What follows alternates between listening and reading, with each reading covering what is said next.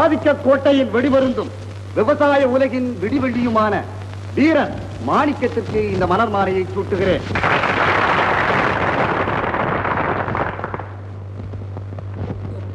பேரன்பு கொண்டவரே, பெரியோரே, என் பெற்ற தாய்மாரே, நல்லிளம் சிங்கங்கால், சிற்றூரும் வரப்படுத்த வயலும் 6 தேக்கிய நல் வாய்க்காலும் வகைப்படுத்தி நெற்சேர உழுதுழுது பயன் விளைக்கும் நிறை ஒழிப்பு தோள்கள் எல்லாம் எவரின் தோள்கள் என்று கேட்டார் நம் புரட்சி கவிஞர். எவரின் தோள்கள்? உழைப்பாளியின் தோள்கள். தோழர்கள் எனக்கு தோள் கொடுத்து உதவியதாலும் அரசாங்கத்தின் துணையாலும் இந்த அணையை நான் கட்டி முடித்தேன். முடியாத செயல் என்பது எதுவுமே இல்லை என்றான் நெஞ்சுரம் கொண்ட நெப்போலியன். இன்றைய சமுதாய முன்னேற்றத்திற்கு தேவைப்படுவது வெறும் வார்த்தை அல்ல, செயல். செயல் செயல் வீரர்கள் அனைவருக்கும் நான் சிரம் வணங்குகிறேன். பாட்டாளி கூட்டம், விவசாய வெற்றி வீரர்கள்.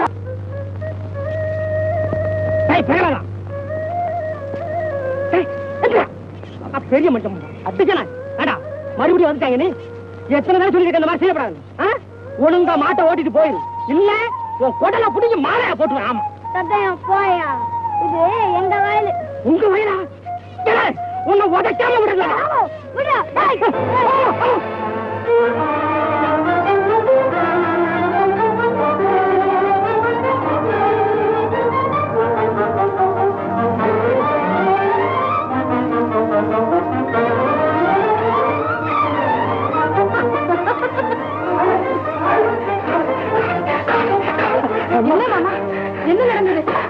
அந்த கால உயிரோட இருக்கிற வரைக்கும் நான் அந்த வயலை பார்க்க போக மாட்டேன். அந்த சனியை மறுபடியும் நம்ம வயலுக்கு வருது. அதை ஏன் கேட்கிறேன்? என் மேல கரம் வச்சுக்கிட்டு கொம்ப மண்ணுல குத்தி குத்தி பாலிச்சு பண்ணுவேன். நல்ல நடைவி நாகப்பாம்பு குழந்தை கையில விளையாட கொடுத்தது மாதிரி. ராமணி, இன்னும் என்ன நீ சரியா புரிஞ்சுக்கல. இப்பவே போய் அந்த காளையை கொண்டு வந்து இங்கேயே கட்டி போட்டுறேன். அப்புறம் நீ அதை என்ன வேணுமா நான் செய்யும். துரியோதனா, போய் கைட்டு கொண்டாயா. சரி முராசரா. சிக்கராயா உதவிட போறான். கொண்டாயிருக்கிறேன்.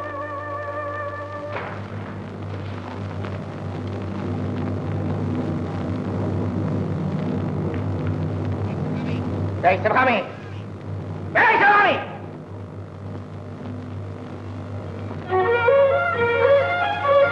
வந்துட்டீங்களா? என் தெய்வமே, ஏன் இப்படி அழைச்சு போயிட்டீங்க? சரியான சாப்பாடு இல்லையா? இல்ல மனசுல நிம்மதி இல்லையா? அனுதாபம் முச்சிய பாக்குறதுக்கு நான் இங்க வரல. ஆமாடி, ஆமா. அயோக்கியமே காயங்க. கேள்வி கேட்காத, பதில் சொல்லு. காயங்க. அப்பா வந்துட்டியா? குரங்கு பேரு. காலையை எங்க கொண்டு போறீங்க? பாலாமணி வீட்டுக்கு. இன்னையில இருந்து அவளுக்கு தான் சொந்தம். முடியாது, ராமு விட முடியாது. இது என் காலை, எனக்கு தான் சொந்தம். அம்மா காலையை கொடுக்க முடியாதுன்னு சொல்லுமா? ராமு இல்லைன்னா நான் செத்து போயிடுவேன். சொன்ன இல்லையா? அப்பா, எனக்கு யாருமே வேண்டாம்.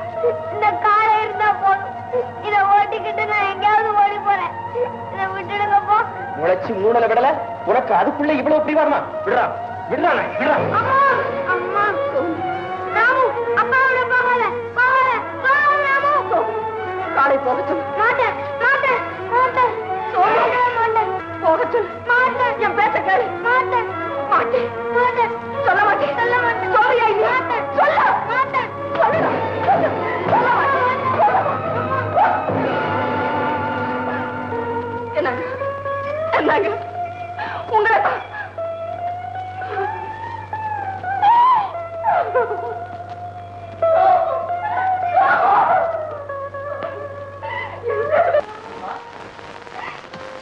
அம்மா, மாணிக்கம், நீ சீக்கிரம் போய் வைத்தியரை கூட்டிட்டு வா. எதுக்குமா? சோமு சோமு சோமு, என்னம்மா ஒரேடியா குதிக்குதே? இந்த திடீர் காய்ச்சல் எப்படியம்மா வந்துச்சு? அதெல்லாம் நான் அப்புறம் சொல்றேன். நீ சீக்கிரம் போயிட்டு வா. போ. சரிம்மா.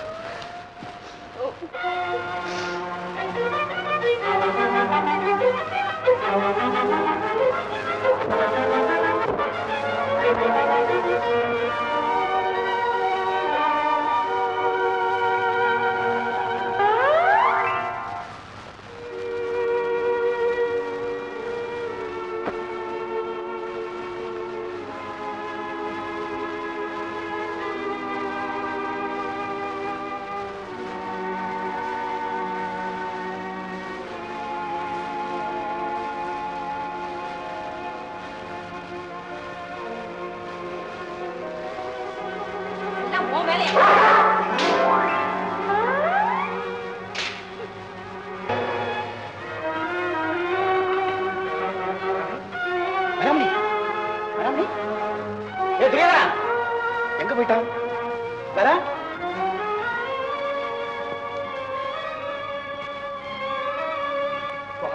கால தோலை முடிச்சு போடாம. அதெல்லாம் ஒண்ணும் இல்லம்மா, பயப்படாதீங்க. மன அதிர்ச்சி தான் இதுக்கெல்லாம் காரணம். எப்படியாவது அந்த காளையை கொண்டாந்து பையன் கண்ணுல காட்டிட்டா இந்த காய்ச்செல்லாம் பறந்தே போயிடும். எதுக்கும் இந்த கஸ்தூரி மருந்தை கொடுத்து வைங்க. நான் வர்றேம்மா. நல்லது. வைத்தியர் சொன்னதை கேட்டியாமா? காளையை அனுப்ப உனக்கு எப்படியம்மா மனசு வந்தது? ஏமா பேசாம இருக்கிற? இப்பவே போறேன், கையோட காளையை கொண்டு வர்றேன். மாணிக்கம், உன் கோபக்கார அப்பா கிட்ட உன் முரட்டுத்தனத்தை காட்டி காளையை கொண்டு வர முடியாது. முதல்ல நீ பொறுமைன்னு எல்லாமே போயிட்டுதம்மா. இனிமே உயிர் ஒண்ணுதான் பாக்கி இருக்குது, அதுவும் போகட்டும். இல்ல என்னால அவர் சாபட்டும். மகன் தகப்பனை அடிச்சா அந்த பாவத்துக்கு எந்த உலகத்திலையும் மன்னிப்பு கிடையாதுமா மகனே, மன்னிப்பே கிடையாது. அம்மா மாணிக்கம், இது எங்க சொந்த விஷயம், இதுல தலையிட உனக்கு உரிமை இல்லை. என்னம்மா சொன்னேன்? எனக்கு உரிமை இல்லையா? எனக்கு உரிமை இல்லையா? அடுக்கடுக்கா கஷ்டங்கள் உனக்கு வந்தா அதை தடுக்க எனக்கு உரிமை இல்லையா? அப்படி ஒதுக்கப்பட வேண்டிய என்னை எதுக்காக நீ பெற்ற? அம்மா, எவ்வளவு கெட்டது செய்தாலும் அப்பாதானே உனக்கு வேணும். சரி, நான் இங்க இருந்தா அடிக்கடி உங்க சொந்த விஷயத்துல தலையிட்டு தொந்தரவு கொடுத்துக்கிட்டே இருப்பேன். அதனால நான் இந்த வீட்டை விட்டே வெளியே போயிடுறேன்மா. மாணிக்கம், 10 மாசம் என் வயித்துல வளர்ந்த முத்தே, முதல்ல என்ன பாடையில வச்சுட்டு அப்புறம் நீ எங்க வேணும்னாலும் போ. அம்மா, அம்மா, தம்பி சொல்றதுதாம்மா நியாயம். நல்லதோ கெட்டதோ கடைசி வரைக்கும் போய் போராடினா தான் ஒரு முடிவு கிடைக்கும். யோசிச்சு பாருங்க. சரி, நானே போய் காளை கேட்கிறேன். அம்மா, மறுபடியுமா நீ அந்த வீட்டுக்கு போற? மறுபடியும் என்ன? உங்க அப்பா மனசு திருந்து இங்க வர்ற வரையில இந்த பாவி அந்த வீட்டுக்கு போய் தானே ஆகணும். அம்மா, மாணிக்கம், பயப்படாத, நாங்க இருக்கோம். அம்மா, நீங்க முதல்ல உள்ள போய் கேளுங்க, நாங்க வந்து வெளியே நிக்கிறோம். தம்பி, சோமு பத்திரமா பாத்துக்க. ஆகட்டும். இத வந்துட்டேன்.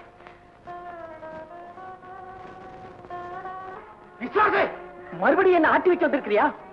இல்லைங்க, காளைய சோமு கிட்ட இருந்து பிரிச்சது அவனுக்கு காய்ச்சல் வந்துடுச்சு. ராமுன்னு புலம்பிக்கிட்டு இருக்க. அது வரலன்னா அவன் உயிருக்கே ஆபத்து வந்துடும் போல இருக்கு. வரட்டுண்டி, அந்த பயலுக்கு சாவே வரட்டும். ஆனா காளை மட்டும் வீட்டுக்கு வராது. அப்படி இல்லைங்க, காளை நம்ம வீட்லயே இருக்க வேண்டாம். அத ஒரு தடவை அவன் கண்ணுல காட்டிட்டு மறுபடியும் இங்கேயே கொண்டாந்து கட்டிடு. உத்தரவு கொடுங்க. இன்னொருத்தி வீட்டுக்கு வந்து இந்த மாதிரி எல்லாம் பேசுறதுக்கு உனக்கு வெக்கமா இல்ல? கட்டின புருஷன் கிட்ட பேசுறதுக்கு எனக்கு என்னங்க வெக்கம்? ஓஹோ, அப்ப அவ வெக்கப்படணுங்கிறியா? அவளை பத்தி பேசின உன் நாக்க அறுத்துடுவேன். என் நாக்கு அறுக்கிறதுக்கு உங்களுக்கு உரிமை உண்டு. ஆனா உங்களை பத்தி ஊர்ல தினமும் 1000 நாக்கு பேசுதே, அதைத்தான் இந்த பாவியால சகிக்க முடியல. என்ன நீ கேலி பண்றியா? உனக்கு என்ன தைரியம்?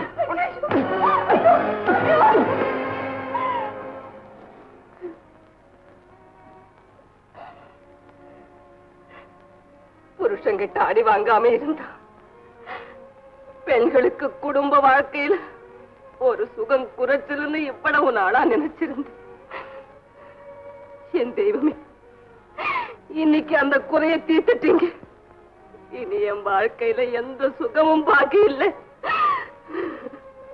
நெருப்பிலே என் நெஞ்சு நிம்மதியா வேகும். நீ செத்து தொலைஞ்சா தாண்டி எனக்கு நிம்மதி. என்ன வேணும்னாலும் சொல்லுங்க, எப்படி வேணும்னாலும் சித்திரவதை செய்யுங்க. ஆனா மரணத்தோட போராடிக்கிட்டு இருக்கிற மகனுக்காக ஒரு தடவை காலையை கொடுங்க.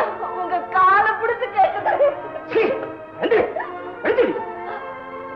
ஏயா, நீ ஒரு மனுஷன் தானா? தாலி கட்ட பொண்டாட்டிய இன்னொருத்தி முன்னால வச்சு இப்படி அவமானப்படுத்துறது உனக்கு வெக்கமா இல்ல? அதை பத்தி கேட்க நீ யாரடா நாயே? மரியாதை தவறி பேசின உன் நெஞ்சு உடைச்சுடுவேன். சுவாமி, தெரிஞ்சுக்கிட்டேன்டி, என்ன அடிக்கிறதுக்காக அந்த பசங்களை அடிச்சுட்டு வந்திருக்கியா? தெய்வமே, நான் ஒரு பாவம் அறியே. ஐயா, நீங்க போங்க. நீ பேசாதிருமா, உன் புடிச்சிருக்கு நாங்க புத்தியை கொடுக்கறோம். இது எங்க குடும்ப விஷயம். இதுல நீங்க தலையிட வேண்டாம். போயிடுங்க. அம்மா, பாலாமணி, பாலாமணி. சோமு, என் தம்பி சோமு ராமு ராமுன்னு காய்ச்சலோட கதறிட்டு இருக்கிறான். அதனால காளையை கொண்டு போக வந்தேன். சரிதான், தாய் போயிட்டா இப்ப மறு ஒப்பாரி வைக்க மகன் வந்திருக்கிறியா? அல்ல, ஒழுங்கா போயிடு, இல்ல உன் உடம்ப பத்தி கவலை இல்ல, உடம்பதான் எனக்கு வேணும். அதை கொண்டு போகாம இங்க இருந்து ஒரு அடி கூட எடுத்து வைக்க மாட்டேன். இது என் வீட்டு காளை. உன் வீட்டு காளையா? உங்க அம்மா சீதனமா கொண்டு வந்தாளா அது உங்க பாட்டன் தேடி வச்சுட்டு போனானா?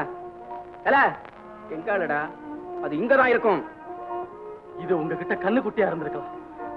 ஆனா இதை வளர்த்து காளையாக்கினது என் தம்பி. அவன் இப்ப ஜன்னி பிறந்து சாக கிடக்குறான். என்ன சொல்றீங்க? கொடுக்குறீங்களா இல்ல அவுக்கிட்டமா? எங்கடா நீ அவரு பார்க்கலாம். அவுக்கு தான் போறேன்.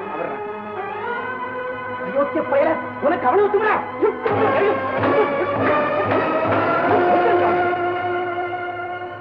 சரிக்கும் அவனை. இல்லடா, மகன் தகப்பனை அடிச்சா அந்த பாவத்துக்கு எந்த உலகத்திலையும் மன்னிப்பு கிடையாது. மகனே, மன்னிப்பே கிடையாது. அம்மா,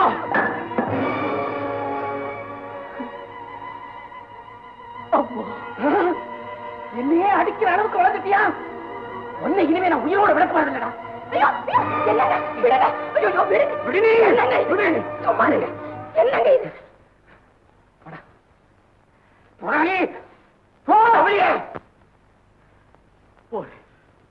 அப்பா, இன்ப துன்பம் இரண்டையும் பங்கு போட்டு அனுபவிக்க உரிமையுள்ள ஒருத்தி இருக்கும் போது அவளை உதறி தள்ளிட்டு இன்னொருத்தி வீடே சதமுன்னு கிடந்த எவனுக்கும் அந்திய கிரியை அங்கே நடந்தது கிடையாது. மறுபடியும் வீட்டுக்கு நீ வரத்தான் போறே.